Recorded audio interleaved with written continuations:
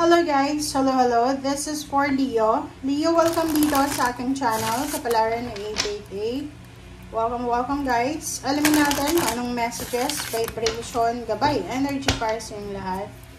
General reading para sa lahat ng Leo. So, this is the unexpected. Tingnan natin ano ba yung unexpected na pwedeng mangyari sa'yo.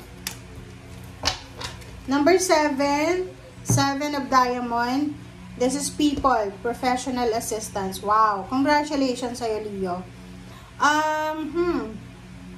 Maybe you are a business person, like unemployed, or maybe self-employed.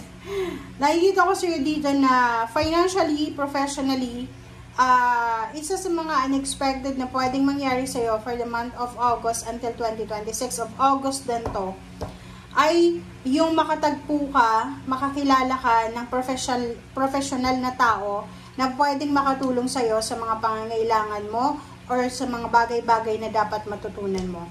For example, okay, meron ka na gustong i-launch na business as a self-employed na Leo.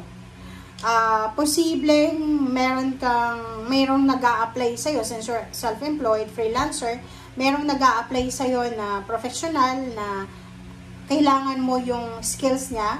And yung taong yon ay posibleng makatulong sa'yo sa kung ano man to na nais mong gawin. Okay? Or nais mong simulan. Alright. So, tingnan natin. Second deck tayo, Leo. Or maybe if you need the professional thoughts or opinion, this month of August until 2026, possible na makatanggap ka or makakilala ka ng mga abogado, engineer, police, politiko, yung mga professional, doctor, architect, or kung sino man sila na professional, teacher, na pwedeng makatulong sa'yo, makapag-assist sa'yo sa kailangan mo. Okay?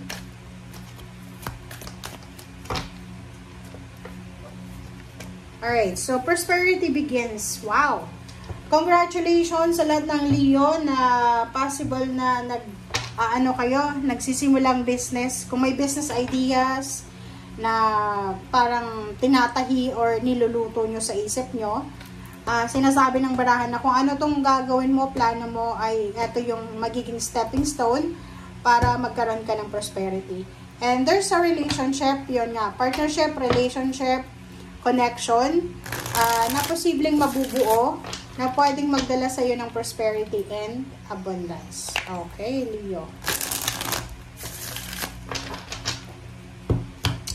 Tingnan natin. Okay, so 10 of Wands. This is your energy. So, fire sign. Happy birthday pala sa inyong lahat, Leo.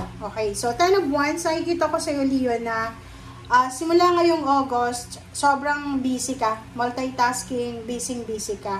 So, may kailangan ka or may kinakailangan kang tapusin, ayusin, or may kailangan kang mapapeles ng gawin or akunin.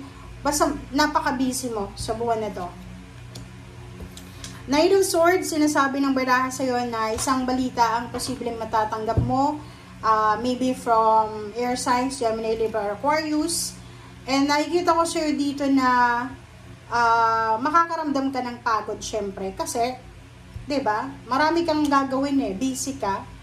But sinasabi ng baraha sa'yo dito, Leo, na kahit na mapagod ka, kahit na medyo dumaan ka sa sitwasyon na wasted and drain na yung energy mo kasi sobrang busy ka, marami kang obligasyon and responsibility na dapat tapusin ngayon, sinasabi ng baraha na you should have the choice na, you should have the option and choices na makapagpahinga. Okay? And judgment, sinasabi ng baraha sa'yo na isang desisyon, Leo, ang gagawin mo. And this decision making will give you the balance. So, parang sinasabi ng baraha na, Leo, if meron kang, like may professional kasi dito maybe you have a problem with the law. Like for example, kailangan mo ng kailangan mo ng attorney. Okay? So, or maybe may kaso ka, or kinasuhan ka, or yung pamilya mo, mayroong kaso yung anak mo, sinasabi ng baraha dito na there's a judgment from the judge or there's a justice na posibleng mangyari. Okay? Alright, so 3 of Cups. Meron din na contract signing dito. Pwedeng yung ibang Leo, yung inaasikaso nyo is yung mga government papers like mga IDs, NBI. Kaya mayroong judgment dito in justice kasi pwedeng kailangan mo ng notaryo, magpapanotaryo ka sa abogado, ganyan ganito. Because you need to parang obtain ng isang parang legal papers, parang gano'n.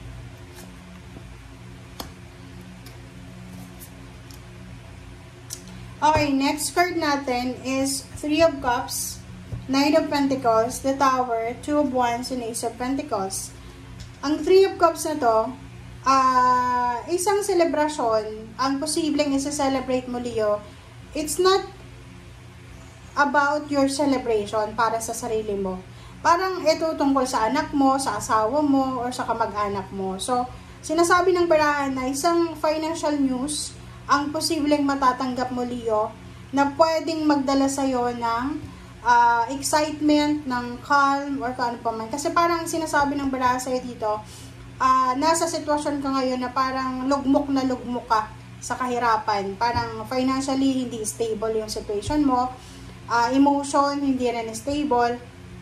So parang ang sinasabi ng baraha sa'yo dito na yung source of happiness mo dito is from the good news na makukuha mo sa mga taong mahal mo sa buhay, or minamahal ka, or minamahal mo sila. So nakikita ko pwedeng yung anak mo ay babalitaan ka na na-promote siya sa trabaho, nakatanggap siya ng regalo, ng bonus, or ng payments, or ng payouts.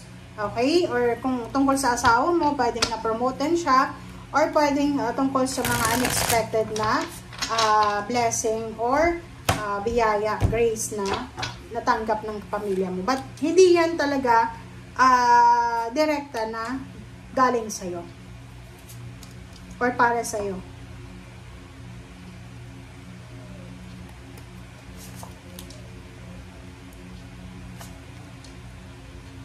Okay. Sa ilalim mo dito is 10 of Wands. So talagang dalawa yung 10 of Wands mo. Nakikita ko sa'yo dito na sobrang hardworking Leo ka. Kasi gusto mong matupad yung lahat ng pangarap mo sa buhay. The Chariot and the Tower. Dalawa yung tower mo dito ha. Sinasabi ng baraha sa'yo na kahit anumang pagsubok ang pinagdaanan mo, pinagdadaanan mo, or pagdadaanan mo pa, as long as nasigurado ka sa purpose mo, as long as nasigurado ka sa direction na tinatahak mo, hindi ka magbaback down sa kahit anumang obstacles and challenges, makukuha mo yung Chariot na to. Kasi yung Chariot na yan, guys, is hindi yan nakukuha because you're swerte or kung ano pa man. Hindi. Nakukuha yung Chariot because of hard work. And sinasabi ng baraha sa'yo na maybe there's an incoming travel, relocation, international or local. There's a victory and success. Nga, sabi ko, may mga good news about salary increase, higher position, travel, homecoming. Dalawa yung justice mo dito So, pwedeng meron kang kaso na pinaglalaban or kung ano pa man. And, mananalo ka. Yun yung sinasabi. Dalawa kasi ito There's a judgment and justice.